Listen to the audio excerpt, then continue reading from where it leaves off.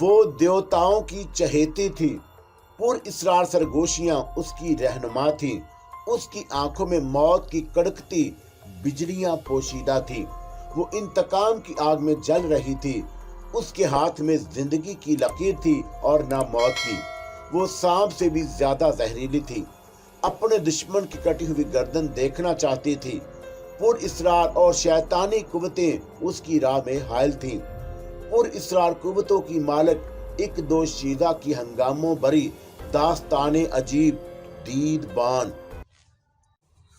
میں ایک دم سیدھی ہو کر اچھلی اور چاقو والے ہاتھ کے پنجے پر بھرپور ٹھوکر ماری، اور نیم دائرے کی صورت میں میری ٹانگ اس طرح گھومی کہ چاقو نیچے گرنے کی بجائے استاد کے ہاتھ سے چھوٹ کر اوپر کی طرف گیا، اور استاد کے منہ سے ہلکی سی چیخ نکل گئی اور میں نے چاقو کو فضا ہی میں لپک لیا۔ اب میں استاد کے سامنے چاقو سامنے کھڑی تھی، اور وہ مجھے آنکھیں پھاڑے اس طرح دیکھ رہا تھا جیسے اسے اپنی بصارت پر یقین نہ ہو۔ کھیل ختم ہو چکا تھا، اس لیے میں ایک قدم پیچھے ہٹی اور چاقو بند کر کے راجہ استاد کے قدموں میں پھینک دیا۔ آج تک میں نے کسی کے قدموں میں چاقو نہیں ڈالا تھا، اور اس سے زیادہ میں تمہیں عزت نہیں دے سکتی۔ تم چاہو تو کلکتے میں مجھے اپنا مہمان بنائے رکھو، اور چاہو تو چاقو کو ٹھوکر مار کر دور پھینک دو، اور میں برا نہیں مانوں گی۔ اور یہ تقریباً وہی الفاظ تھے جو راجہ استاد نے پہلی ملاقات میں مجھ سے کہے تھے۔ رانی تم استاد حیرت کے مارے ہکلا کر رہ گیا، اور اس نے یقیناً میری آواز پہچان لی تھی۔ جی ہاں استاد، میں مسکرائی۔ لعنت پڑو استاد، بھنگی بنا کر استاد کہہ رہی ہو، اور میں کہاں کا استاد؟ اور اس کی آواز میں بھی دکھ تھا اور اظہار ندامت بھی۔ اور مجھ کمینے کو دیکھو کہ بمبئی کی رانی کو پچھاڑنے کا دعویٰ کر رہا تھا۔ توبہ توبہ! اور وہ اس طرح اپنے دونوں رخساروں پر تھپڑ مارنے لگا جیسے کوئی گناہ عظیم کر دیا ہو۔ میں نے آگے بڑھ کر اس کے دونوں ہاتھ پکڑ لیے۔ بس کرو استاد، یہ کیا بچپنا چھانٹ رہے ہو؟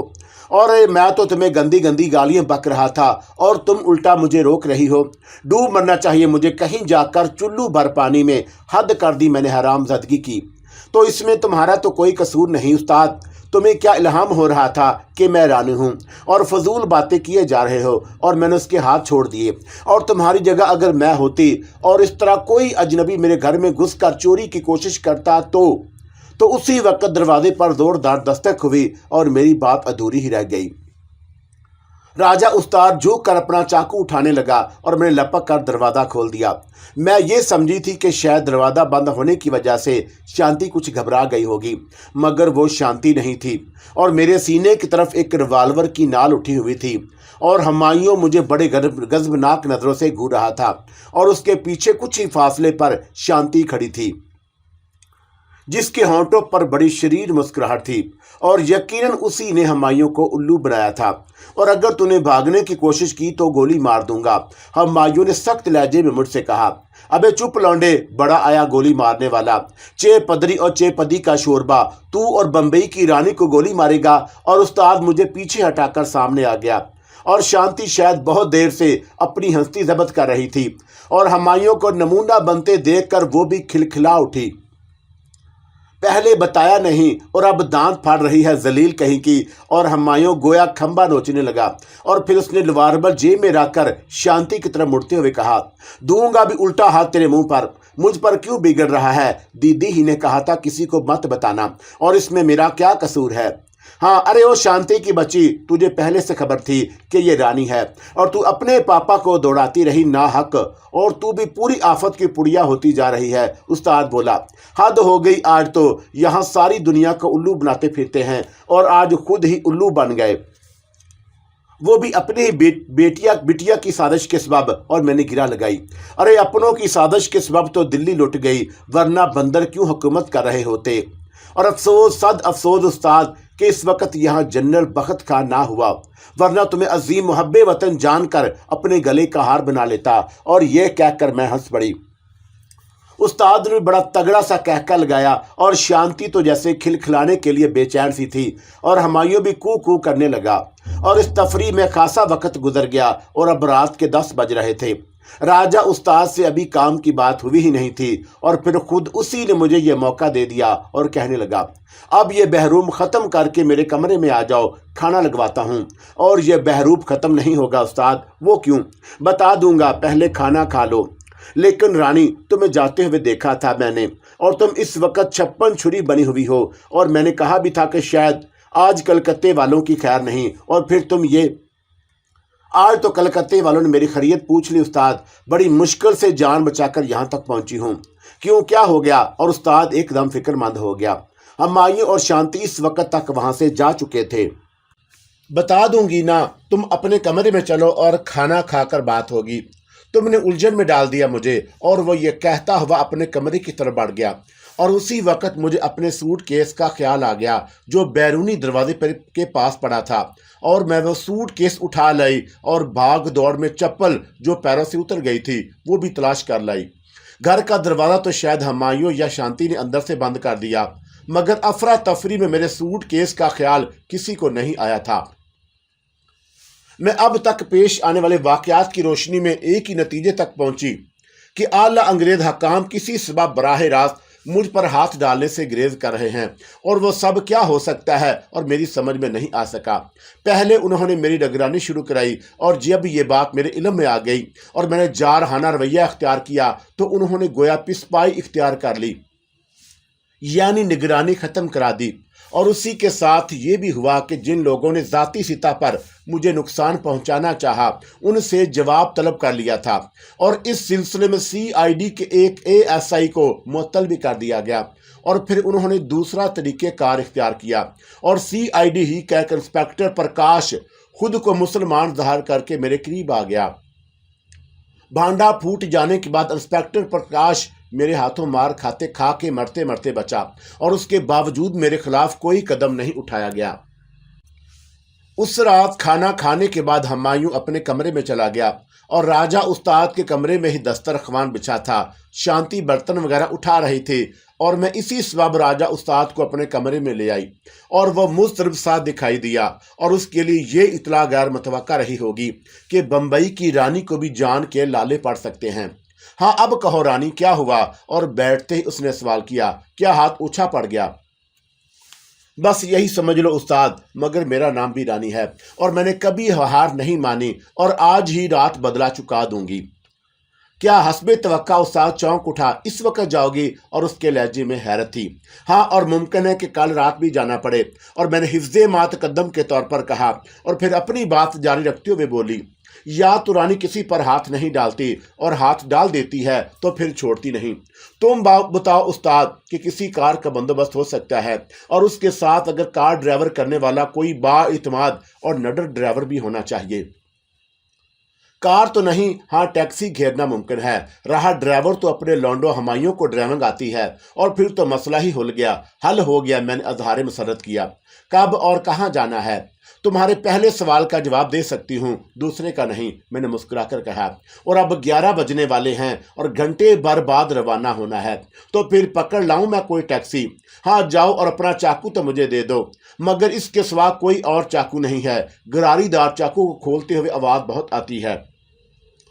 खटके से खुलने वाला चाकू भी है मेरे पास, वो दे दूंगा, और हुमायूं के पास रिवाल्वर भी है, तुम देख ही चुकी हो। नहीं, गोली नहीं चलानी। और फिर भी हुमायूं रिवाल्वर साथ ले जाएगा, ज़रूरत पड़ सकती है। और फिर उस्ताद ने कमरे से निकलकर हाँक लगाई, हुमायूं अभी से सोने का बहाना कर रहा है?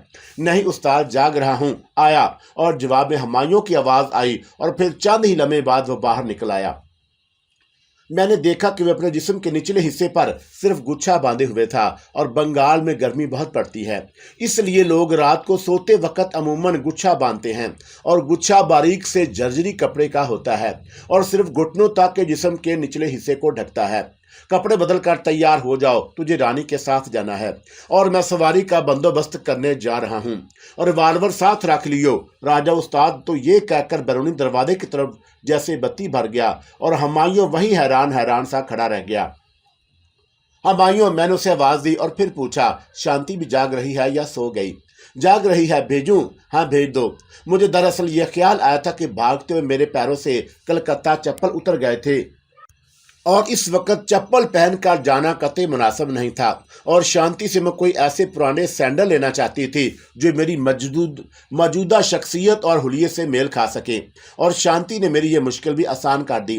شانتی کا پیر مجھ سے قدرے چھوٹا تھا، لیکن کام چل گیا، اور اس دوران میں ہمایوں بھی کپڑے پہن کر میرے کمرے میں آ گیا۔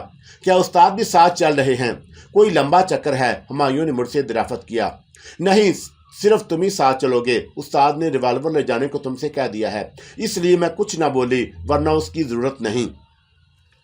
ریوالور چاہے ساتھ لے چلو، مگر گولی نہیں چلاؤ گے، اور تمہیں کچھ بس وہی کرنا ہے، اور مجھے صرف ٹیکسی میں لے جانا اور لانا ہے، اور تم ٹیکسی میں ہی بیٹھے رہو گے اور انجن اسٹارٹ رکھو گے، اور جیسے ہی میں واپس ٹیکسی میں آ کر بیٹھوں تمہیں ٹیکسی دوڑا دینی ہے۔ سمجھ گئے یا مزید کچھ سمجھانا ہے؟ اور میں نے ہمایوں کی طرف سوالیہ نظریں اٹھائیں۔ لیکن چلنا کدھر ہے؟ اور یہ سوال کرتے ہوئے ہمایوں کے چہرے پر الجھن کے آثار تھے۔ ساتھ چلو گے تو خود ہی دیکھ لینا۔ اور پھر ہمایوں نے کچھ نہیں پوچھا۔ راجہ استاد کو واپسی میں تقریباً آدھا گھنٹہ لگ گیا، اور وہ کامیاب ہی لوٹا تھا۔ لے بھائی لونڈے، یہ ٹیکسی کی چابی پکڑ۔ اور راجہ استاد نے ہمایوں کو مخاطب کیا اور پھر مجھ سے بولا، واپسی کے بارے میں تو شاید ابھی تم کچھ نہیں بتاؤ گی۔ ہاں استاد، کچھ نہیں کہہ سکتی، اور صبح ہونے سے پہلے تو خیر لوٹ آؤ گی نا؟ استاد ہنسا۔ اتنی دور بہرحال نہیں جانا کہ واپسی میں صبح ہو جائے۔ چلو غنیمت ہے، ورنہ تو میں کچھ اور ہی سوچ رہا تھا کہ کہیں دھوتی کے ساتھ لنگوٹی بھی نہ چلی جائے۔ اچھا تو استاد، ہمایوں تمہاری لنگوٹی ہے؟ اور میں خود ہی اپنی بات پر ہنس پڑی، اور اس براہ راست چوٹ کے سبب ہمایوں کے چہرے پر ایک رنگ سا کر گزر گیا، مگر اس نے زبان سے کچھ نہیں کہا۔ کچھ ہی دیر میں ہمایوں کے ساتھ گھر سے نکل کر میں ٹیکسی کی طرف بڑھی، اور راجہ استاد نے اس عرصے میں مجھے کھٹکے دار چاقو لا کر دے دیا تھا۔ اور جب میں ہمایوں کے ساتھ ٹیکسی میں بیٹھ گئی تو وہ انجن سٹارٹ کرتے ہوئے کہنے لگا، اب تو بتا دو رانی، کدھر چلوں؟ ہمایوں نے کچھ ایسی مظلوم سی آواز میں یہ سوال کیا کہ مجھے ہنسی آ گئی، اور پھر میں نے اسے بتا ہی دیا کہ مچھوا بازار۔ راستے میں ہمایوں نے کئی بار باتوں میں مجھے خریدنا چاہا کہ معاملہ کیا ہے، مگر میں نے اسے ہوا نہ لگنے دی۔ مچھوا بازار میں ہندوؤں اور مسلمانوں کی مشترکہ آبادی تھی۔ پھلوں کی بڑی مارکیٹ بھی یہیں ڈلہوزی اسکوائر میں واقع جنرل پوسٹ آفس کے بعد شہر کا سب سے بڑا پوسٹ آفس آبادی کے عقب میں تھا، اور اس کے ساتھ اس آس پاس صرف ہندو آباد تھے۔ اور میں نے ٹیکسی پوسٹ آفس کے پاس ہی روکی، کیونکہ وہ گلی وہاں سے زیادہ دور نہیں تھی جہاں مجھے جانا تھا۔ ٹیکسی کا اگلا دروازہ بھی کھلا رکھنے کے لیے کہہ کر میں تیزی سے اس گلی کی طرف چل دی جو میری منزل تھی، اور چلتے ہوئے میں نے کھٹکے دار چاقو ہاتھ میں رکھا جو میری ساڑی میں کمر کے قریب اٹسا ہوا تھا۔ گلی میں داخل ہو کر میں نے دائیں جانب والے مکان گننا شروع کر دیے، اور پھر 8ویں مکان کے سامنے رک گئی۔ گلی میں سناٹا تھا کیونکہ نصف شب گزر چکی تھی، اور اچانک میں نے اسی مکان کا دروازہ زور زور سے پیٹنا شروع کیا، اور اسی کے ساتھ پوری قوت سے چیخنے لگی، بچاؤ بچاؤ، بھگوان کے لیے مجھے بچا لو۔ اور میں مسلسل چیختے ہوئے یہی الفاظ دہراتی رہی۔ میری چیخوں پکار کی وجہ سے پہلا دروازہ کھلا اور جس سے میں پیٹے جا رہی تھی، اور ادھر دروازہ کھلا اور ادھر میں زمین پر گر کر تڑپنے لگی، بچاؤ بچاؤ۔ اور میں اب چیخ رہی تھی، اور ارد گرد کے کئی اور مکانوں کے دروازے بھی کھل گئے، اور لوگ گلی میں نکل آئے اور ادھر ہی طرف لپک رہے تھے۔ چند ہی لمحے بعد ایک سرو اور بے رحم آواز میری سماعت میں زہر سا گول گئی، معاملہ تمہیں اس کی ضرورت نہیں، اس طرح پڑی رہو ورنہ۔ اور فکرہ ادھورا چھوڑ دیا گیا، اور جسے پورا کرنے کی ضرورت بھی نہیں تھی۔ ایک ریوالور کی نال میری طرف اٹھی ہوئی تھی، اور اس پر مجھے شدید حیرت تھی کہ انسپیکٹر پرکاش نے مجھے میک اپ کے باوجود کس طرح پہچان لیا، اور مجھے ریوالور کی ضد پر لینے والا وہی تھا، اور میں اسے شکار کرنے آئی تھی، اور اس نے مجھے کو بے بس کر دیا۔ میں نے اسی کے گھر کا دروازہ پیٹا تھا، اور میرا ارادہ تھا کہ جیسے ہی وہ دروازہ کھول کر میرے قریب آئے گا اس کے سینے میں چاقو اتار دوں گی، اور توقع کے مطابق وہ بے ساکھیوں کے سہارے چلتا ہوا میرے پاس آیا، اور پھر اچانک ریوالور نکال لیا تھا۔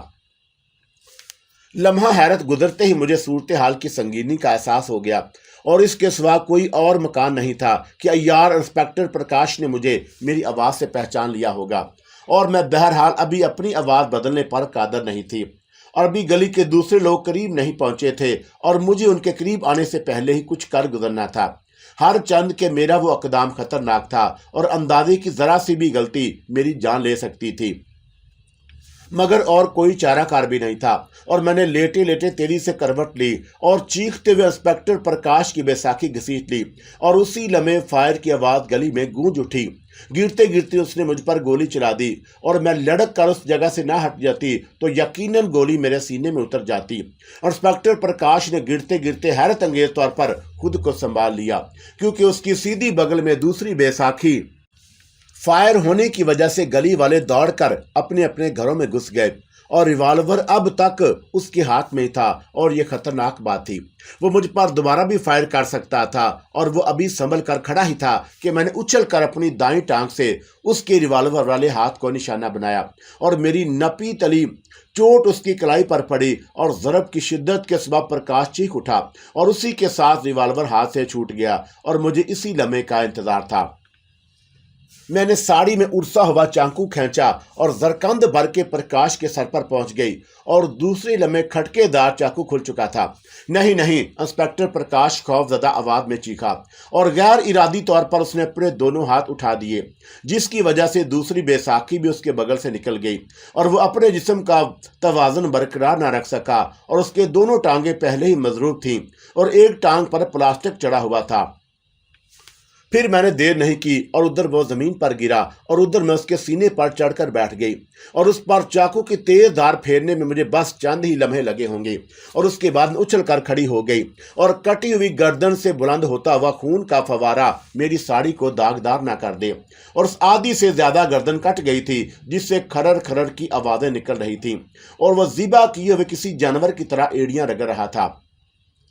खून खून खून हो गया खून। और गली में एक तेज आवाज गूंजी और प्रकाश का ये पड़ोसी ही हो सकता था जिसने अपने घर से छुपकर प्रकाश को कत्ल होते देखा होगा। और अब वहां मेरा एक लम्हे भी रुकना खतरे से खाली नहीं था और मैंने चाकू बंद किया और उसे पहलू में डालकर उसी तरह भाग उठी जिधर से गली में दाखिल हुई थी। पकड़ो पकड़ो, वो भागे जा रही है। और वही पहली मर्दाना आवाज फिर बुलंद हुई और फिर हर तरफ पकड़ो पकड़ो का शोर बुलंद होने लगा।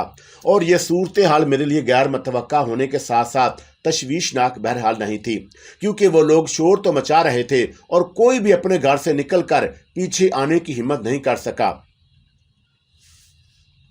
मैं दौड़ती हुई उस गली से निकली और जल्द ही पोस्ट ऑफिस के पास पहुंच गई, जहां टैक्सी में हमायूं को छोड़ गई थी।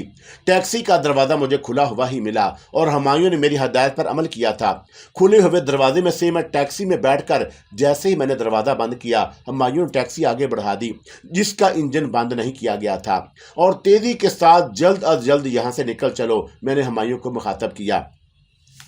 हमायूं ने तामील हुक्म में देर नहीं लगाई और उसने बड़ी तेजी से टैक्सी मोड़ी और वापसी का सफर इख्तियार किया।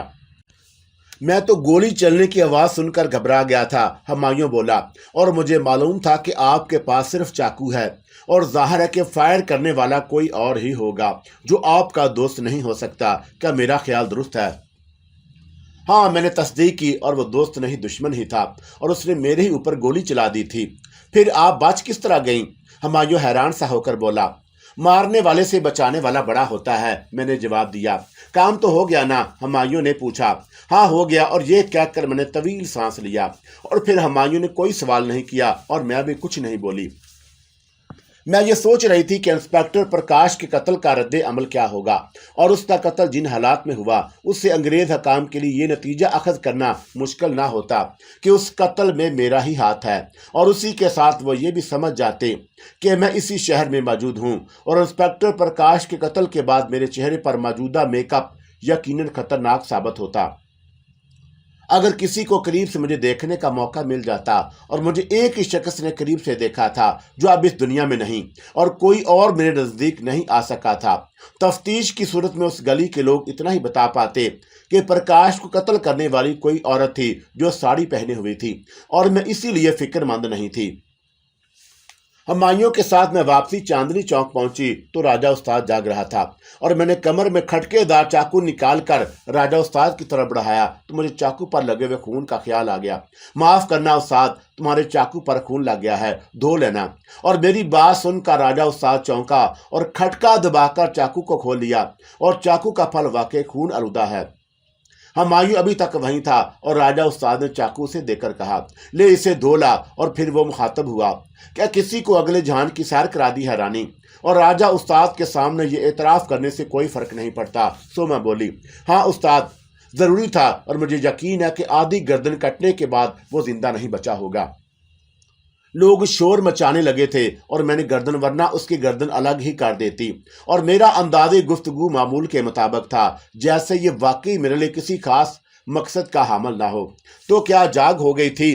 राजा उस्ताद ने पुरतजस्सुस लहजे में सवाल किया। जगाया तो था मैंने ही, और सारी गली वालों को चीख चीख कर, और मैंने हंस कर कहा, और फिर बगैर पूछे मकतूल कौन था, उसे मैंने क्यों कत्ल कर दिया? राजा उस्ताद से तमाम वाक़या मनो अन बयान कर दिया। हमायूं भी बाहर से चाकू धोकर मेरे करीब आ बैठा और उसने भी यह पूरा वाक़या सुना। रानी, वाकई तुम तो बड़ी जीवट हो। और उस्ताद ने मेरी तारीफ की। और इस तरह दुश्मन के घर से निकाल कर मारना कोई हंसी खेल नहीं, जबकि उसके पास रिवाल्वर भी था और उसने तुम्हें तुम्हारी आवाज़ से पहचान भी लिया था। और मौत को सामने देखकर तो बड़े बड़े मर्दों के पित्ते पानी हो जाते हैं।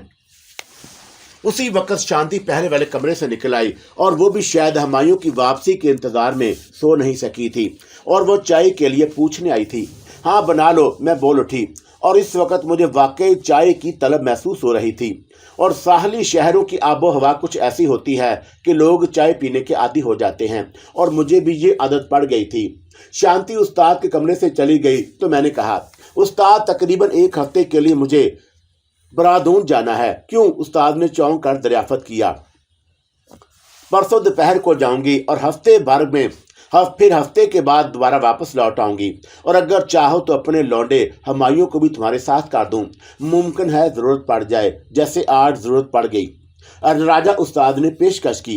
नहीं उस्ताद, मैंने इनकार कर दिया, मैं अकेली ही जाऊंगी। तुम्हारी जैसे मर्जी। उस्ताद ये कहकर चुप हो गया, और मुझे ये 1 हफ्ता अरशाद हुसैन के साथ अमरतला स्ट्रीट के एक धर्मशाला में गुजारना था। मगर ये बात उस्ताद को बताना नहीं चाहती थी। और चाय पीने के दौरान में उस्ताद से मैंने कहा कि इस वक्त जैसे साड़ी पहनी हुई हूँ, मुझे ऐसी ही सादा सूती साड़ियाँ चाहिए, 4-6 काफ़ी हैं। कल मिल जाएंगी, उस्ताद ने जवाब दिया। और चाय पीकर मैं उस्ताद के कमरे से उठकर अपने कमरे में आ गई। और फिर अगले दिन दोपहर का खाना खाकर तकरीबन 1:15 बजे मैं हाथ में सूटकेस उठाए राजा उस्ताद के घर से निकली, और मुझे 2 और 3 बजे के दौरान में हावड़ा रेलवे स्टेशन पहुंचना था। और इस वक्त दोपहर के 2:30 बजने वाले थे कि मैं वक्त पर पहुंच गई, और स्टेशन के बाहर खासी भीड़ भाड़ थी। शायद उसी वक्त कोई ट्रेन आई, और मुझे इसीलिए मेन गेट तक पहुंचने में कुछ दुश्वारी आई थी। और जल्द ही मुझे अरशाद हुसैन उसी मेकअप में नज़र आ गया जो मेरे लिए अजनबी नहीं था, और वह बज़ाहिर कुछ परेशान सा नज़र आया, जैसे किसी की तलाश में हो। और मैं उस अदाकारी का मकसद समझ गई। वह मुझे इस सिलसिले में पहले ही बता चुका था कि उसके करीब पहुंचकर मुझे ये जाहिर करना था कि जैसे भीड़ भाड़ में उससे बिछड़ गई थी। और उसी वक्त अरशाद हुसैन की नज़र मेरी तरफ उठी, और मुझसे पहले ही बोल उठा, ए रानी, तुम किधर निकल गई थी? जाती कहाँ? पति देव तुम्हारे पीछे पीछे चल रही थी, और पीछे से रेला आया और मैं उससे बचने के लिए एक तरफ हो गई, और उसी समय तुम मेरी नज़रों से उज्जल हो गए। अरशाद हुसैन एक हाथ में बिस्तर बंद और दूसरे में बक्स लिया और कहने लगा, अच्छा आओ, चलो कहीं फिर ना पलट जाएं। और एक विक्टोरिया वाला हमें देखकर करीब आ गया। अरशाद हुसैन उससे किराया तय किया, और फिर वो सामान रखकर हम दोनों विक्टोरिया में बैठ गए। और अरशाद हुसैन ने विक्टोरिया वाले से अमरतला स्ट्रीट पर चलने को कहा था। ये हावड़ा बर्ज है जो तुम्हें सामने नजर आ रहा है। अरशाद हुसैन ने पुल की तरफ इशारा किया। हे भगवान, ये तो बहुत बड़ा है। मैंने भी ऐसी अदाकारी की जैसे पहली बार हावड़ा बुर्ज देखा हो। और उतरज की बात यह है कि इसके नीचे कोई सतून नहीं। उसने मजीद बताया, झूठ बोल रहे हो तुम। मेरे लहजे में बेयकीनी थी। भला ये कैसे हो सकता है? गिरना पड़ेगा पुल किसी सहारे के बिना। यही तो कमाल दिखाया है पुल बनाने वाले ने, और तुम्हें किसी रोज लाकर दिखाऊंगा नीचे से, और फिर मानोगी। हम दोनों इसी तरह की बातें करते हुए हरी सीन रोड से अमरतला स्ट्रीट के लिए मुड़ गए, और यहाँ हिंदुओं और मुसलमानों की मुश्तरका आबादी थी। अमरतला स्ट्रीट एक जानब हरी सीन रोड से और दूसरी तरफ किंग स्ट्रीट से मिल जाती थी, और एक रास्ता लोअर चेतपुर रोड से भी अमरतला स्ट्रीट के लिए आता था। ارشاد حسین نے سامان اتار کر وکٹوریا والے کو کرایہ ادا کیا اور پھر جھک کر بستر اٹھانے لگا، اور میں اپنے ساتھ جو سوٹ کیس لائی تھی اسے اٹھا کر ارشاد حسین کے پیچھے چلنے لگی، اور بستر بند کے ساتھ ہی ارشاد حسین نے دوسرا ہاتھ سے بکس اٹھا لیا اور سیڑھیاں چڑھ کر ہم ایک بیٹھک میں پہنچے، اور بائیں جانب بڑا سا چبوترا بنا ہوا تھا جس پر سفید چادر بچھی تھی، اور وہیں لکڑی کی ایک ڈیسک کے عقب میں مینڈک جیسا ایک دھوتی بند پالتی مارے بیٹھا تھا۔ اس کے سر پر موٹی سی چوٹی اور کان جینوں سے بندھا ہوا تھا، اور ماتھے پر سندل سے ترشول بنا تھا۔ جی رام جی کی پنڈت جی، ارشاد حسین نے بستر بند اور بکس نیچے رکھ کر دھوتی بند کے سامنے دونوں ہاتھ جوڑ دیے۔ جے رام کی دھوتی بند نے بھی جواباً کہا اور پھر بولا، بہت دنوں بعد پدارے اگروال جی، اور یہ شریمتی جی کون ہے؟ میری دھرم پتنی رانی دیوی ہیں، ارشاد حسین نے بتایا، اور پھر وہ میری طرف مڑا اور پنڈت جی کو پرنام کرو رانی، اور میں نے بھی ہاتھ جوڑ کر ارشاد حسین کی طرح پنڈت جی کو پرنام کیا، اور جواب میں پنڈت نے مجھے دعا دی، سہاگ بنا رہے، انہیں پہلی بار ساتھ لے کر آیا ہوں، کلکتہ شہر گھما دوں، ارشاد حسین بولا۔ پنڈت کے سامنے ڈیسک پر ایک موٹا سا رجسٹر رکھا تھا، اور وہ رجسٹر کھول کر ضروری اندراجات کرنے لگا، اور معلوم ہوتا تھا کہ وہ ارشاد حسین کو بحیثیت رام پرساد اگروال پہلے سے جانتا تھا۔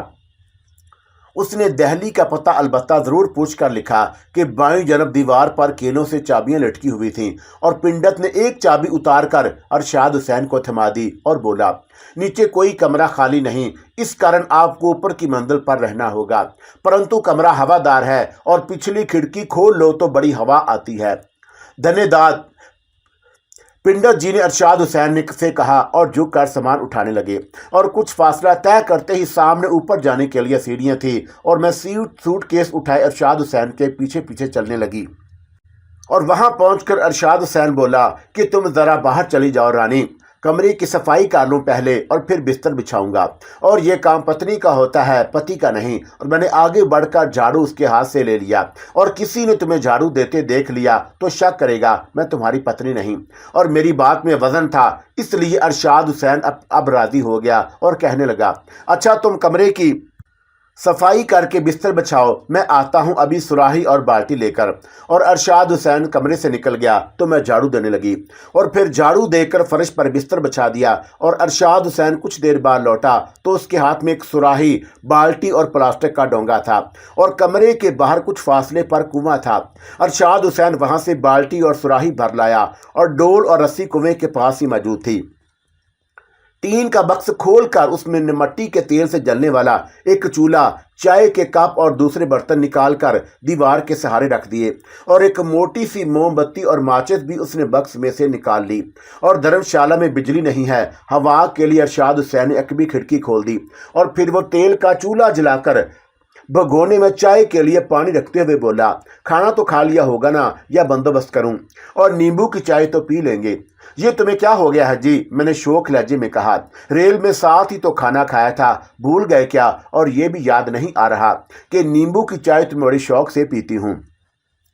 لو یہ تو میں بھول ہی گیا تھا کہ ہم نے ساتھ ساتھ کھانا کھایا تھا، مگر میں یہ نہیں بھولا کہ تم میری دھرم پتنی رانی دیوی ہو۔ اور یہ کہتے ہوئے اس نے میری طرف مسکرا کر دیکھا۔ جی پتی دیو، خوب پہچانا آپ نے، میں بولی، اور پھر اٹھ کر کمرے کا دروازہ اندر سے بند کر دیا۔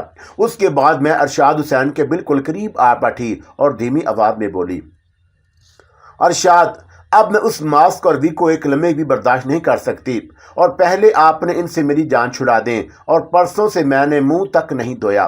اور اس نے میری ٹھوڑی سے نیچے ہاتھ ڈال کر ماسک اتار لیا، اور پھر اسی سے منسلک وگ بھی الگ کر دی، اور میرے چہرے پر ٹھنڈی ہوا لگی تو مجھے عجیب سی فرحت کا احساس ہوا۔ چاہیں تو ڈونگے میں پانی لے کر یہیں کمرے کے کسی کونے میں منہ بھی دھو لیں۔ اور میں نے فوراً ارشاد حسین کے مشورے پر عمل کیا، اور اسی عرصے میں وہ چائے بنا چکا تھا، اور 2 پیالیوں میں چائے نکال کر لے آیا۔ منہ دھو کر میں بستر پر آ بیٹھی، اور میرے سامنے چائے کی پیالی رکھ کر وہ بھی سامنے ہی بیٹھ گیا۔ جی حضور، وہ معنی خیز میں انداز میں بولا، اور چائے کی چسکی لے کر کہا، آخر آپ نے اس کافر کے بچے کو انجام تک پہنچا ہی دیا۔ میں نے کسے؟ میں جان بوجھ کر انجان بن کر بولی، معاملہ آپ اچھی طرح جانتی ہیں کہ میں کس کا ذکر کر رہا ہوں۔ ارشاد حسین سنجیدگی سے بولا، انسپیکٹر پرکاش کے شفاقانہ قتل نے سارے محکمے میں کھلبلی مچا دی ہے، اور گواہوں کے بیانات کے مطابق اسے قتل کرنے والی ایک عورت ہی تھی، اور اس سلسلے میں آپ ہی پر شبہ کیا جا رہا ہے، اور مجھے علم نہیں تھا کہ آپ اسی لیے اس کا پتہ پوچھ رہی تھیں کہ آپ کا خیال بھی یہی ہے کہ انسپیکٹر پرکاش کو میں نے قتل کیا۔ آپ کے سوا اس کے گھر سے نکال کر قتل کرنے کی ہمت کس میں ہو سکتی ہے؟ بہرحال اب تفتیش کا رخ بدل گیا ہے۔ اعلیٰ انگریز حکام اب اس مکان پر غور کر رہے ہیں کہ آپ کلکتے ہی میں روپوش ہیں، اور ارد گرد کے شہروں میں آپ کی تلاش کے احکامات واپس لے لیے گئے ہیں، اور شہزاد کے ابھی تک پولیس کی حراست میں ہے، اور کل شام اسے رہا کر دیا جائے گا۔ ارشاد حسین نے بتایا، آپ کا یہ کہنا حیرت انگیز طور پر درست ثابت ہوا کہ اسے رہا کر دیا جائے گا۔ ارشاد حسین کے شہزادی کے رہائی کے بارے میں سن کر مجھے اطمینان ہوا، اور میرا یہ قیاس قطعی صحیح نکلا تھا کہ میری طرف سے کوئی جارحانہ اقدام انگریز حکام کو پسپا ہونے پر مجبور کر دے گا۔ ویسے تو یہاں کسی کے آنے کا امکان نہیں، لیکن پہلے آپ یہ ماسک پہننا اور وگ لگانا سیکھ لیجئے، اور کسی بھی وقت اس کی ضرورت پڑ سکتی ہے۔ رانی دیوی کی حیثیت سے آپ کو یہاں اسی میک اپ میں رہنا پڑے گا۔ ارشاد حسین نے چائے کا لمبا گھونٹ لیتے ہوئے کہا، اور پھر بکس کھول کر اس میں سے ایک صندوقچی نکال لی۔ میں نے جلدی چائے کی پیالی خالی کی، اور اس عرصے میں ارشاد حسین صندوقچی کھول کر چھوٹا سا ایک آئینہ نکال لایا، اور پھر وہ مجھے ماسک پہنتے اور وگ لگانے کی تربیت دینے لگا، اور کچھ ہی دیر میں ارشاد حسین کی مدد کے بغیر میں خود ماسک پہننے اور اتارنے لگی، اور اسی کے ساتھ مجھے وگ لگانا اتارنا بھی آ گیا۔ ویری گڈ، ارشاد حسین نے میری تعریف کی۔ آپ کے اندر سیکھنے کی بڑی صلاحیت موجود ہے، اور اتنی جلدی اور اس قدر صفائی کے ساتھ میں نے آج تک کسی کو ماسک پہنتے اور اتارتے نہیں دیکھا۔ لگتا ہے کہ آپ 2-3 دن میں ہی پوری طرح ٹرین ہو جائیں گی، اور 1 ہفتے کی تربیت کی ضرورت نہیں پڑے گی۔ اور پھر ارشاد حسین مجھے میک اپ کے متعلق چند بنیادی باتیں بتانے لگا، اور ان میں جلد کی رنگت کو خصوصی اہمیت حاصل تھی۔ اپنے چہرے پر میک اپ کرتے ہوئے عموماً لوگ یہ بھول جاتے ہیں کہ ان کے ہاتھوں اور چہرے کی رنگت میں فرق نہیں ہونا چاہیے، ارشاد حسین بتا رہا تھا، اور میں پوری توجہ سے اس کی باتیں سن کر ذہن نشین کرتی رہی، اور اس کے بعد ماسک کے بغیر چہرے کو تبدیل کرنے کی عملی تربیت دینے لگا، اور 7واں ناک کے اندر مخصوص ساخت کے اسپرنگ ڈال کر اسے کس طرح چوڑا یا چپٹا بنایا جا سکتا ہے، رخساروں کو پھلانا، پچگانا یا کوئی اور شکل دینا کس طرح ممکن ہے، اور دانتوں پر خول چڑھا کر دانے کو کیسے بدلا جاتا ہے، وغیرہ وغیرہ۔ اور اس نے مجھے مختلف قسم کے لوشن اور کیمیکلز بھی دکھائے، اور ان کے عملی کارکردگی کا مظاہرہ بھی کیا، اور میں بڑے شوق اور دلچسپی کے ساتھ یہ سب کچھ سمجھتی رہی، یہاں تک کہ کمرے میں اندھیرا پھیلنے لگا، اور ارشاد حسین نے میک اپ کا سامان سمیٹ کر صندوقچی میں رکھنا شروع کر دیا۔ اب ہم باہر چلیں گے اور رات کا کھانا کھا کے ہی لوٹیں گے، اس لیے آپ رانی دیوی بن جائیے، ارشاد حسین نے مجھ سے کہا، اور میں نے احتیاط کے ساتھ قریب رکھا ہوا ماسک اٹھا کر پہن لیا، اور وگ بھی سر پر جما لی، اور پھر ارشاد حسین سے تصدیق چاہی۔ ٹھیک، بالکل ٹھیک، اس نے میرے چہرے پر تنقیدی نظر ڈالنے کے بعد جواب دیا۔ شام کے 6 بج رہے تھے جب ہم دھرمشالہ سے نکلے، اور امرتلا اسٹریٹ سے نکل کر ہری سین روڈ پر آ گئے، اور پھر چہل قدمی کے انداز میں پیادہ رو پر چلتے ہوئے چوراہے کی طرف بڑھنے لگے، اور کچھ دور جال کر ایک ہوٹل نظر آ گیا۔ اوسط درجے کے اس ہوٹل میں ہم نے کھانا کھایا، اور ارشاد حسین نے بتایا تھا کہ رات کو دھرمشالہ کے دروازے جلد بند ہو جاتے ہیں، اور جو لوگ وہاں ٹھہرتے ہیں رات کے 8 بجے تک انہیں دھرمشالہ میں واپس آنا پڑتا ہے۔ نواردوں کے لیے البتہ وقت کی کوئی قید نہیں تھی، اور ہمیں اسی لیے رات کا کھانا جلد کھانا پڑا۔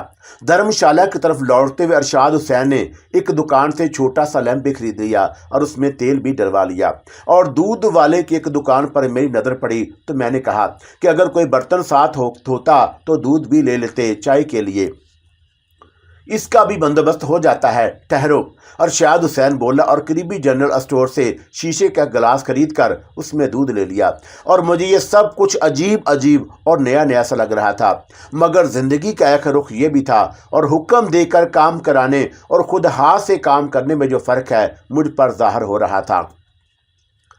8 बजे से आधे घंटा पहले ही धर्मशाला में हम वापस आ गए और औरत होने के बावजूद मैंने कभी अपने हाथ से खाना नहीं पकाया था। खाना तो खाना, मुझे चाय पिलाना भी नहीं आती थी। और उस रोज़ मुझे जाने क्या सूझी कि अरशाद हुसैन चाय बनाने लगा तो मैं भी करीब जा बैठी और मुझे भी चाय बनाना सिखा दें अरशाद। मैंने उससे मुखातब किया। क्या? वो चौंक कर बोला, आपको चाय बनाना नहीं आती?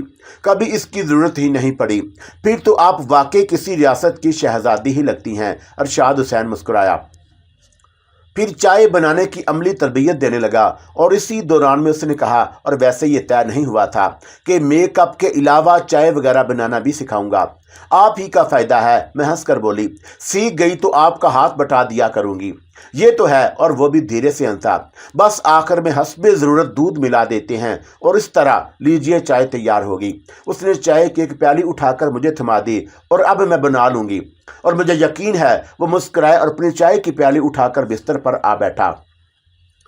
दरवाज़ा बंद था, इसीलिए मैंने मेकअप ख़त्म कर दिया और चाय पीने के बाद मैंने अरशाद हुसैन से मेकअप की संदूकची निकालने को कहा।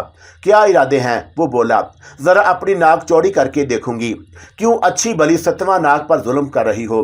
खैर आप जाने, नाक आपकी है। और वह हंसता हुआ उठा और बक्स की संदूकची निकाल कर मेरे सामने लाकर रख दी। जो कुछ आपसे सीख रही हूँ साथ साथ उसका तजर्बा भी तो करके देखती जाऊँ। और ये कहते हुए मैंने संदूकची खोल ली और मैंने उसमें से नाक के नथनों में फंसाने वाला स्प्रिंग निकाल लिए और उसी के साथ आईना भी हाथ में ले लिया। एक स्प्रिंग को ज़ोर से चुटकी में दबाकर मैंने नाक के दाएं नथने में रख लिया और मेरे मुंह से कराह निकल गई।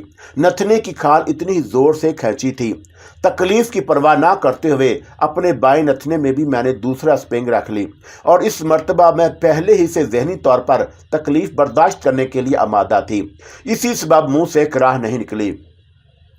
फिर जब मैंने आईने में निगाह डाली तो हैरान रह गई और मेरी नाक हैरत अंगेज तौर पर फूली हुई और चिपटी सी नज़र आने लगी थी, जिसकी वजह से चेहरे की साखत भी बदल कर रह गई। और अब ज़रा यह खौल भी दांतों पर चढ़ा लें। अरशाद हुसैन ने संदूकची से खौल उठाकर मुझे थमा दिया जो बत्तीसी की तरह था।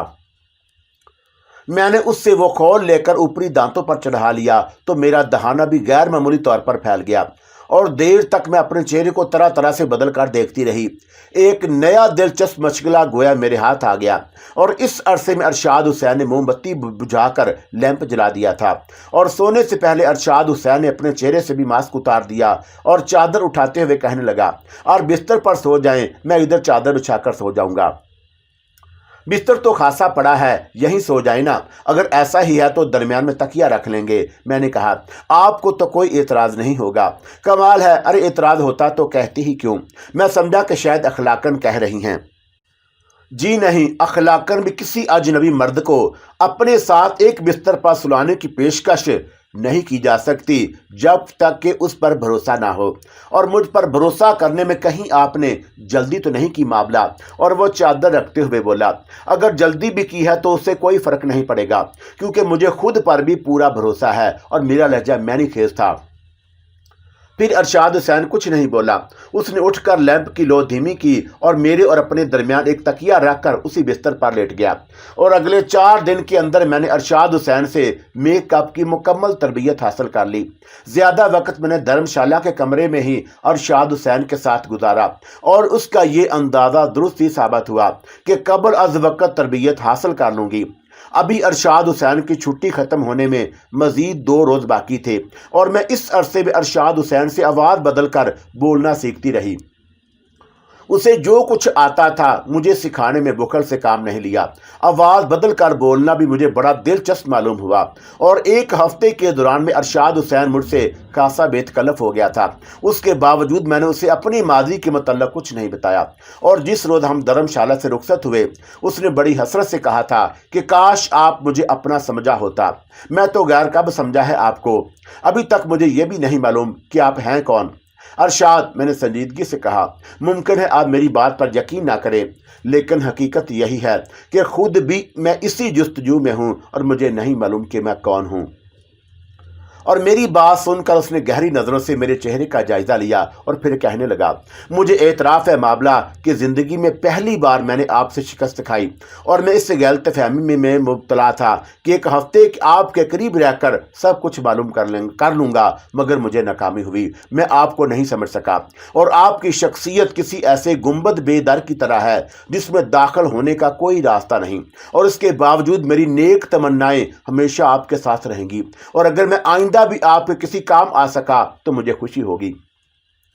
کہ آپ سے رابطے کی کوئی صورت ممکن ہے ارشاد؟ میں نے دریافت کیا۔ ممکن تو ہے، لیکن میں یہی چاہوں گا معاملہ کہ سوائے ناگزیر حالات کے ہم ایک دوسرے سے نہ ملیں، اور یہ ہم دونوں ہی کے حق میں بہتر ہے۔ ویسے بھی ایک نئی شخصیت اپنانے کے بعد آپ اس شہر کی بھیڑ میں گم ہو جائیں گی۔ جی تو چاہتا ہے خبر رہے کہ آپ کہاں اور کس حال میں ہیں، لیکن مجھے نہیں معلوم کہ آپ ایسا پسند بھی کریں گی یا نہیں۔ ارشاد، آپ مجھے سمجھ سکے ہو یا نہ سمجھ سکے ہو، لیکن میں آپ کو اس حد تک ضرور سمجھ چکی ہوں کہ آپ پر اعتماد کیا جا سکتا ہے۔ رابطے کی اگر کوئی صورت ممکن ہو تو میں اپنی نئی شخصیت کو بھی آپ کے راز سے رکھنا ضروری نہیں سمجھوں گی، اور اب تک آپ ہی میرے کام آتے رہے ہیں۔ آپ کا خلوص مجھ پر قرض ہے، اور اگر قدرت نے مجھے زندگی میں کبھی یہ قرض اتارنے کا موقع دیا تو اس موقع کو رائگاں نہیں جانے دوں گی۔ آپ کے بارے میں جہاں تک میرا اندازہ ہے، نئی شخصیت اپنانے میں آپ کو ایک ہفتے سے زیادہ وقت نہیں لگے گا۔ آج اتوار ہے، کیا یہ ممکن ہے کہ آئندہ اتوار کو کہیں ہماری ملاقات ہو سکے؟ ارشاد حسین نے سوال کیا۔ بالکل ممکن ہے، مگر کس وقت اور کہاں؟ اگلے اتوار کو ماں جی کے گھر شام 4 اور 5 بجے کے درمیان۔ وہ گھر آپ کے ذہن میں ہے نا؟ یاد ہے مجھے، میں پہنچ جاؤں گی، اور ممکن ہے میک اپ میں ماں جی بھی مجھے نہ پہچان سکے، اس لیے شناختی الفاظ کے طور پر آپ خیر خواہ کہہ دیجیے گا، وہ سمجھ جائیں گی، اور یوں بھی آپ کے سوا اس روز کوئی مجھ سے ملنے وہاں نہیں پہنچے گا۔ ارشاد حسین نے کہا، اچھا تو پھر اب چلنے کی تیاری کریں، سامان باندھا ہی جا چکا ہے، اور اتنے میں میک اپ کر لیں، میں گھوڑا گاڑی لے آتا ہوں۔ ارشاد حسین چلا گیا تو میں کمرے کا دروازہ اندر سے بند کر کے جلدی میک اپ کرنے لگی، اور میں ایک ہفتے سے قبل شام 4 بجے کے قریب ارشاد حسین کے ساتھ امرتلا اسٹریٹ کی اس دھرم شالہ میں پہنچی تھی۔ تقریباً ہفتے بھر بعد اسی وقت وہاں سے نکل رہی تھی، اور گھوڑا گاڑی ہاوڑہ ریلوے اسٹیشن کے لیے کی گئی تھی۔ گویا رام پرساد اگروال اپنی بیوی کے ساتھ واپس جا رہا تھا، اور طے شدہ منصوبے کے مطابق ہم دونوں ہاوڑہ ریلوے اسٹیشن پہنچ کر مسافروں کی بھیڑ میں ایک دوسرے سے الگ ہو گئے۔ میرا سوٹ کیس میرے ہاتھ میں تھا، اور میک اپ کی صندوقچی بھی اب اسی میں تھی، اور کچھ دیر کے بعد میں اس طرح اسٹیشن سے باہر نکل آئی جیسے ابھی کسی ٹرین کے ذریعے وہاں پہنچی ہوں، اور اپنے حلیے لباس اور چہرے پر موجودہ میک اپ کو مد نظر رکھتے ہوئے میں نے ٹرام ڈپو کا رخ کیا، اور دھرم تلے جانے والی ایک ٹرام میں بیٹھ گئی، اور مجھے اب واپس راجہ استاد کے گھر پہنچنا تھا۔ ابھی میں اس بلڈنگ سے دور ہی تھی جس کے نچلے حصے میں اس راجہ استاد کی سکونت تھی کہ مجھے دھڑا دھڑ دکانیں بند ہوتی ہوئی دکھائی دیں، ہر طرف بھگدڑ سی مچی ہوئی تھی، اور کچھ فاصلے پر دھماکے سنائی دیے۔ مجھے کسی انجانے خطرے کا احساس ہو گیا، مگر میں رکی نہیں، اور اچانک ایک شخص مخالف سمت سے بھاگتا ہوا آیا اور مجھ سے ٹکراتے بچا۔ آگے نہ جانا، وہ شخص چیخا۔ بوتل چل رہی ہے، اور شنکر دادا کے آدمیوں نے سارے علاقے کو گھیر لیا ہے، اور آج وہ راجہ استاد کو نہیں چھوڑے گا۔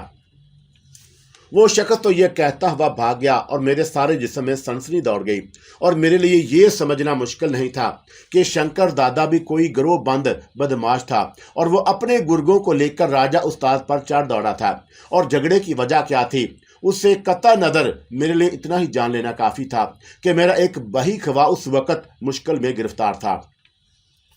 پھر تو جیسے میرے پیروں میں پر لگ گئے، اور میں تقریباً دوڑتی ہوئی چوک تک پہنچ گئی، جہاں ہر طرف شیشہ بکھرا ہوا تھا، اور ہنگامہ شاید ختم ہو چکا تھا، اور میں نے چوک میں 15-20 افراد کے درمیان ایک لمبے ترنگے شخص کو کھڑے دیکھا، اور ان میں سے کئی لہو لہان نظر آ رہے تھے۔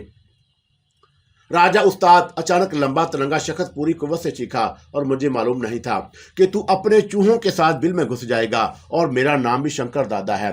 تیرا جینا حرام کر دوں گی، اور لونڈیا کو ساتھ لے جا رہا ہوں۔ اگر تو نے کل اس وقت تک 10,000 روپے مجھے اڈے پر نہ بھجوائے تو نہ اس لونڈیا کی عزت و آبرو بچے گی، اور نہ یہ زندہ بچے گی، اور کل میں اسی کی لاش اسی چوک میں پھینکوا دوں گا۔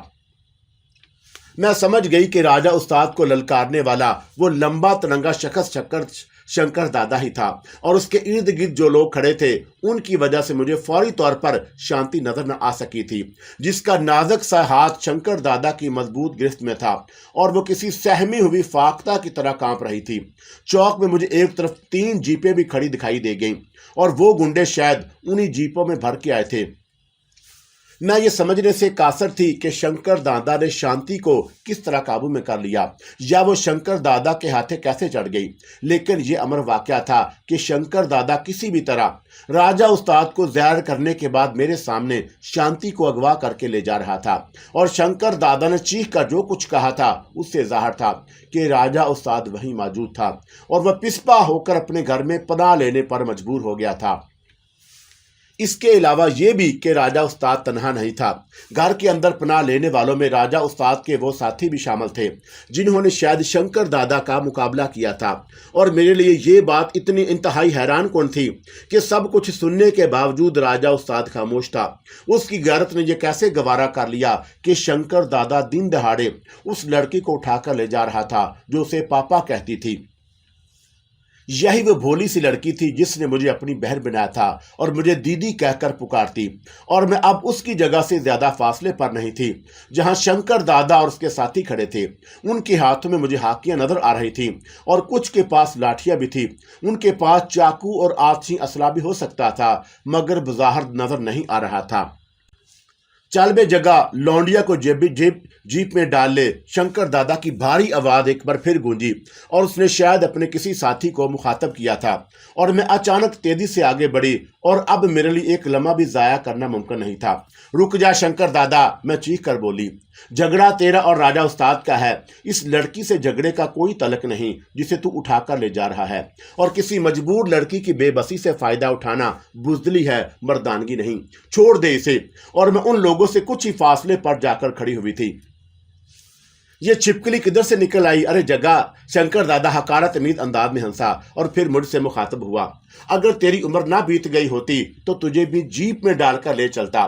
चल अपना रास्ता ले, वरना चीर कर फेंक दूंगा अभी।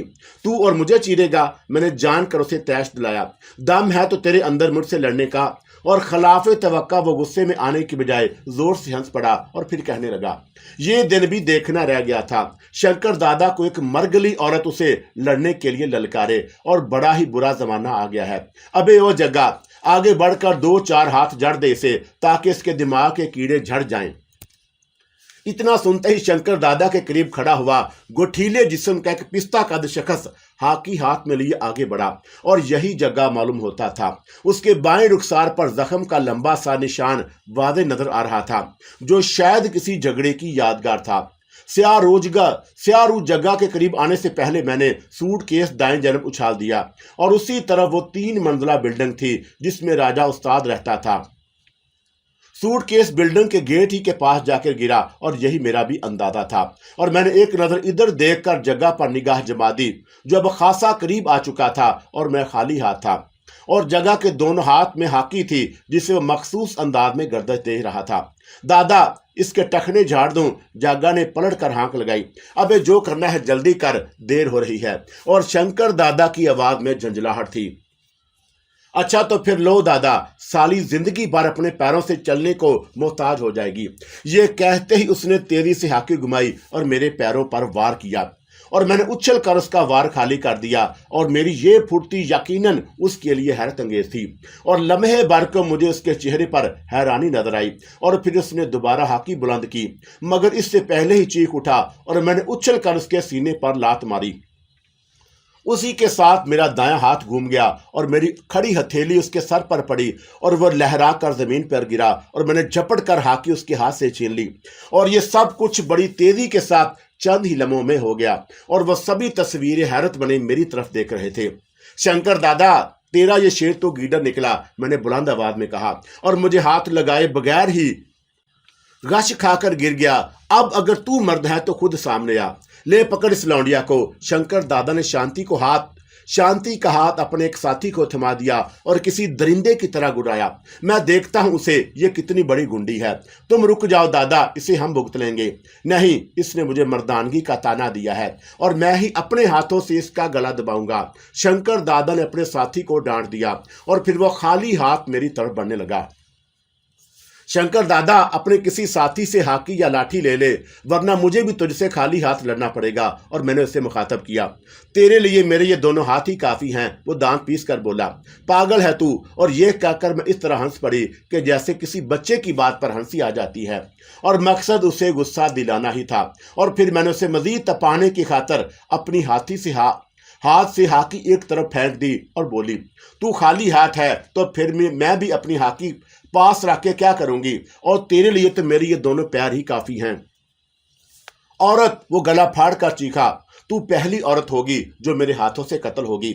ये कहते ही वो किसी अंधे भैंसे की तरह दोनों बाजू फैलाए मेरी तरफ लपका, और मैं अपनी जगह से नहीं हिली। और जैसे ही मेरे करीब आया, तेजी के साथ एक तरफ होकर उसकी टांगों में टांग फंसा दी, और वो अपने ही जोर में मुंह के बल नीचे गिरा, और उसी वक्त मेरी ठोकर उसके सर पर पड़ी और उसके मुंह से चीख निकल गई।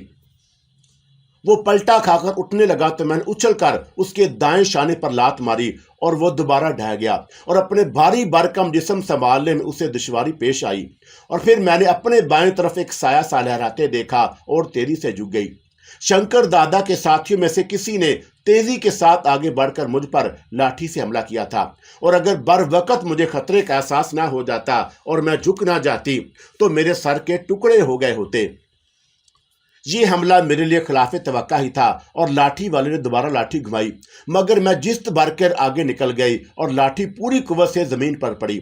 उसी वक्त शंकर दादा उठकर खड़ा हो गया और मैंने उसे नजरअंदाज करती हुई पलट कर लाठी वाले की तरफ झपटी, और ऐन उसी लम्हे मेरी निगाह उस हाकी पर पड़ी जो मैंने जगह से छीनी थी, और मैंने हाकी उठाने में देर नहीं की। लाठी वाला मेरी तरफ पलटा ही था कि मैंने उसके दाएं शाने की हड्डी पर हाकी से भरपूर दर्ब लगाई। लाठी उसके हाथ से छूट गई और वह चीखता हुआ पीछे हटा, और मैं जैसे उड़ती हुई उस तक पहुंच गई, और इस मर्तबा हाकी पूरी कुव्वत के साथ उसकी पिंडलियों पर पड़ी और वह चीख कर ढेर हो गया। शंकर दादा के साथियों में यह दूसरा शख्स था जो अपने होशो हवास खो बैठा था। अब कोई इसके और मेरे दरमियान नहीं आएगा। शंकर दादा अपने साथियों की तरफ देखकर जोर से चीखा, और वह मुझसे कुछ फासले पर खड़ा था, और मैंने देखा कि उसके सर से खून बहता हुआ पेशानी तक आ गया था, और ये उस ज़रब का नतीजा था जो मैंने उसके सर पर लगाई थी। शंकर दादा, अगर मुकाबला सिर्फ तेरे और मेरे ही दरमियान है तो फिर इसकी एक शर्त है। मैंने उसे मुखातब किया, और सुने बगैर मुझे तेरी हर शर्त मंजूर है रानी। रानी, और कई हैरत ज़दा आवाज़ें बीक बंद बुलंद हुई। हाँ, ये बंबई की रानी के सिवा कोई और नहीं हो सकती। शंकर दादा ने तस्दीक की, और वो खबर गलत नहीं थी कि इन दिनों बंबई की रानी राजा उस्ताद की मेहमान है, और उसके रानी होने का और क्या सबूत चाहते हो? देख लिया तुमने अपनी आंखों से कि उसने जगा और विष्णु जैसे जवानों को लंबा लंबा लिटा दिया, लेकिन मैं इसे हार नहीं मानूंगा। ये तौहीन है मेरी। दादा, अगर ये वाकई बंबई की रानी है तो तुम अलग हट जाओ, हम सब मिलकर इसे गिरा लेंगे। शंकर दादा के किसी साथी ने मशवरा दिया। भूल है तुम्हारी, अगर तुम इसे जानते होते तो हरगिज ऐसी अहमकाना बात ना करते। शंकर दादा ने जवाब दिया, और मुझे अकेले ही इससे लड़ने दो। दादा, जब हम सब मिलकर इसका कुछ नहीं बिगाड़ सकते तो फिर तुम क्यों लड़ रहे हो इससे? शंकर दादा के किसी और साथी ने सवाल किया। सिर्फ इसलिए कि मुझे ये फख्र हासिल हो जाए कि मैंने बंबई की रानी से दो हाथ किए थे। और शंकर दादा साफ गोई से बोला। शंकर दादा, मैं बोल उठी, अगर तू मुझे पहचान ही गया है तो फिर झगड़ा किस बात का है? मैं तुझसे लड़ना नहीं चाहती। तो फिर क्या चाहती है? मुझे घूरता हुआ बोला। मेरे उसके दरमियान सिर्फ चंद गज का फासला था। लड़की को छोड़ दे, लेकिन मेरा नुकसान कौन भरेगा? मुझे नहीं मालूम शंकर दादा कि तेरी और राजा उस्ताद के दरमियान किस बात पर झगड़ा है, और फिर तुझे नुकसान जो हुआ है तो मैं भरूंगी नुकसान। शंकर दादा मुझे गैर यकीनी नजरों से देखने लगा और फिर बोला, मैं बताता हूं तुझे झगड़े की वजह, और फैसला भी तुझ पर छोड़ता हूं। मेरे आदमी ने एक मारवाड़ी सेठ को 5,000 रुपये में हमायूं के हाथ बेचा था, और सेठ के पास 10,000 रुपये की रकम थी। बाद में हमायूं ने 5,000 रुपये अदा नहीं किए। बतौर जुर्माना अब मुझे दुगनी रकम यानी 10,000 रुपये चाहिए और तू भी धंधा करती है, बता क्या मेरा मुतालबा नाजायज़ है। और शंकर दादा के लहजे से साफ पता चल रहा था कि वह झूठ नहीं बोल रहा, और मैंने इसलिए फौरन फैसला सुना दिया, तुझे सिर्फ 5,000 रुपये मिल सकते हैं, जुर्माना नहीं मिलेगा। और तूने राजा उस्ताद के इलाके में दाखिल होकर जो हंगामा किया है उसके बाद तुझे जुर्माने के मुतालबे का हक नहीं, और अगर तुझे मेरा फैसला मंजूर है मैं इसी वक्त रकम अदा कर सकती हूँ। इसी वक्त शंकर दादा हैरान सा होकर बोला। उसकी हैरानी का सबब मुझे मालूम था कि 5,000 रुपये की रकम उस जमाने में खासी बड़ी समझी जाती थी। हाँ, इसी वक्त, और मैंने एक लफ्ज़ जोर देकर कहा, और उसकी वजह यह थी कि मेरे सूट केस में 10,000 रुपये मौजूद थे, और मैं जब राजा उस्ताद के घर से गई थी तो एहतियातन अपने साथ रकम ले गई थी। सोना मैंने उसी सूट केस में रहने दिया था जो वहां छोड़ गई थी। तो फिर मुझे तेरा फैसला मंजूर है, शंकर दादा मान गया, और मेरा सूट केस अभी तक उस जगह पड़ा था जहां मैंने फेंका था, और मैंने आगे बढ़कर उसे उठा लिया, और सूट केस में 5-5 हजार रुपये की 2 गुड्डियां थी। एक गुड्डी निकाल कर मैंने शंकर दादा की तरफ उछाल दी और उसने गुड्डी लपक ली। लड़की छोड़ दे, शंकर दादा की आवाज बुलंद हुई, और खौफ की ज्यादती के सबब शायद शांति की कुव्वत गोयाई सलब होकर रह गई। उसे छोड़ दिया गया तो वह लरजते कदमों से बिल्डर की तरफ बढ़ गई, और उसी वक्त शंकर दादा मेरी तरफ आया और उसने नोटों की गुड्डी मेरे कदमों में डाल दी। मैंने सवालिया निगाहों से उसकी तरफ उठ देखा। रानी, मेरी तरफ से दोस्ती का ये नजराना कबूल कर ले। मगर क्यों? ये तो तेरे मुतालबे की रकम है जो मैंने राजा उस्ताद की तरफ से अदा की है, मैं बोली। वो रकम तो तूने दे दी और मैंने ले ली, बात खत्म हो गई, शंकर दादा ने कहा। और तू बंबई से चलकर यहाँ इतनी दूर आई है तो क्या हमारी कमाई में तेरा हिस्सा नहीं? तू सिर्फ राजा उस्ताद की नहीं, हमारी भी मेहमान है और पूरे कलकत्ते की मेहमान है। वो जज्बाती हो गया। मजबूरन मुझे दोस्ती का नजराना कबूल करना पड़ा, और उसी के साथ ये वादा भी मैं चाहे एक बार ही सही उसके अड्डे पर जरूर आऊंगी। और मैंने सुना है रानी कि तेरा असल चेहरा आज तक किसी ने नहीं देखा। जो तेरे असल चेहरे की झलक देख लेता है वो जिंदा नहीं बचता। क्या बात सच है? और शंकर दादा ने इस बोलपन से सवाल किया कि मुझे अपनी हंसी रोकना मुश्किल हो गई। तूने ठीक ही सुना है शंकर दादा, मैंने मुस्कुराकर जवाब दिया। और फिर शंकर दादा ने झुक कर मेरे पैरों को हाथ लगाया और पीछे हट गया। उस अरसे में शंकर दादा के आदमी अपने बेहोश साथियों को उठाकर एक जीप में डाल चुके थे, और कुछ ही देर में शंकर दादा और उसके आदमी जीप में बैठकर वहां से रवाना हो गए। और मैं सोच रही थी कि अगर बर वक्त वहां ना पहुंच जाती तो ना जाने शांति पर क्या गुजरती। शंकर दादा और उसके आदमियों के जाते ही जैसे भरे बाजार का सन्नाटा जाग उठा, और जो लोग कोनों खुदरों में छुप गए थे बाहर निकलने लगे। फ्लैटों और घरों के बंद दरवाजे और खिड़कियां भी धड़ाधड़ खुलने लगी, और मैं अपना सूटकेस उठाए तेज कदमों के साथ राजा उस्ताद की बिल्डिंग में दाखिल हो गई। घर का दरवाजा मुझे बंद मिला और मैंने दस्तक दी तो जवाब में कुछ देर बाद एक अजनबी मर्दाना आवाज सुनाई दी। कौन हूं? मैं रानी हूं, दरवाजा खोलो, मैंने अपना तारफ कराया, और फौरन ही दरवाजा खुल गया। दरवाजा खोलने वाला एक अजनबी नौजवान था जिसके सर पर पट्टी बंधी हुई थी। राजा उस्ताद कहाँ है? मैंने आगे बढ़ते हुए अजनबी नौजवान से मालूम किया। अपने कमरे में है और उन्हें अभी अभी होश आया है, अजनबी नौजवान ने जवाब दिया। मैंने ये सुनकर ठंडा सांस भरा। अब मैं समझ गई थी कि शंकर दादा की ललकार का जवाब राजा उस्ताद ने क्यों नहीं दिया था। वो होश में होता तो कोई जवाब देता। और उस नौजवान के साथ मैं राजा उस्ताद के कमरे में पहुंच गई, और वहां मुझे 10-12 अफराद नजर आए जो तकरीबन सभी जख्मी थे, और किसी के लाठी लगी थी और कोई हाकी खा के जख्मी हुआ था। किसी के जिस्म में टूटी हुई बोतल का शीशा घुस गया था और कोई चाकू खाकर जख्मी हुआ। इसके अलावा राजा उस्ताद और हमायूं सबसे ज्यादा चोटें आई थीं, और वो दोनों कमरे के दरमियान बिस्तर पर पड़े थे, और वहीं एक तरफ कोने में सहमी हुई शांति खड़ी थी, और उन लोगों ने खुद अपनी मरहम पट्टी कर ली थी। इससे पहले कि कोई कुछ कहता, मैंने वहां मौजूद अफराद को मुखातब किया। क्या यहाँ करीब कोई डॉक्टर नहीं है? एक शख्स ने जवाब दिया। मगर क्या शंकर दादा और उसके आदमी चले गए? हाँ। और फिर उसी शख्स ने कहा कि डॉक्टर को बुला लाओ जल्दी से, और अगर उसके साथ कोई कंपाउंड भी आ सके तो अच्छा है। बता देना कि झगड़े में चोटें आई हैं और मुमकिन है टांके भी लगाना पड़े। डॉक्टर से कहना कि जरूरी सामान के साथ लेकर चले और जल्दी जाओ। और इसे डॉक्टर चौधरी के पास ले आ, राजा उस्ताद नहीफ सी आवाज में बोला। वो शख्स तेजी के साथ बाहर की तरफ लपक गया, और उसी वक्त हमायूं ने कराह कर आंखें खोल दी, और अब तक शायद वह बेहोश था, और शांति लपक कर उसके करीब पहुंच गई। تجھے اس شنکر دادا نے کیسے چھوڑ دیا؟ ہمایوں کراہتے ہوئے رک رک کر بولا۔ دیدی نے اس سے چھڑایا ہے، شانتی نے میری طرف اشارہ کیا۔ رانی تم کب آئیں؟ راجہ استاد نے پہلی بار مجھے مخاطب کیا، اور میرے چہرے پر جو میک اپ تھا اس میں وہ مجھے دیکھ چکا تھا، اور میں اسی میک اپ میں راجہ استاد سے 1 ہفتے قبل رخصت ہوئی تھی، اور راجہ استاد نے اسی لیے میک اپ کے باوجود مجھے پہچان لیا۔ استاد، میں اس وقت یہاں پہنچی جب کھیل ختم ہو چکا تھا۔ کاش میں کچھ دیر پہلے آ گئی ہوتی تو پھر شاید یہ نوبت نہ آتی۔ اس کے باوجود مجھے خوشی ہے کہ میں نے شانتی کو بچا لیا، اور شنکر داتا تمہیں دھمکیاں دے کر شانتی کو اغوا کر کے لے جانے والا تھا، اور اسی وقت میں پہنچ گئی، اور یہ کہتے ہوئے میں راجہ استاد کے قریب آ بیٹھی۔ اور پھر تم نے کس طرح شانتی کو اس سے چھڑا لیا؟ راجہ استاد نے بے چینی سے پوچھا۔ حیرت ہے استاد کہ تم یہ سوال کر رہے ہو، اور تمہیں معلوم ہے کہ میرا نام رانی ہے۔ میں بتاتی ہوں پاپا، شانتی بول اٹھی، اور پھر اس نے پورا واقعہ بیان کر دیا۔ وہ کافر کا بچہ بھی تمہارا مرید بن گیا، راجہ استاد تلخ سے انداز میں ہنسا، لیکن میں اس سے اپنی بے عزتی کا بدلہ ضرور لوں گا، جس طرح اس نے میرے علاقے میں آ کر ہنگامہ کیا ہے۔ میں بھی ٹالی گنج جا کر اس کے اڈے کی اینٹ سے اینٹ بجا دوں گا۔ اور آخری الفاظ ادا کرتے ہوئے راجہ استاد کا لہجہ پرجوش ہو گیا۔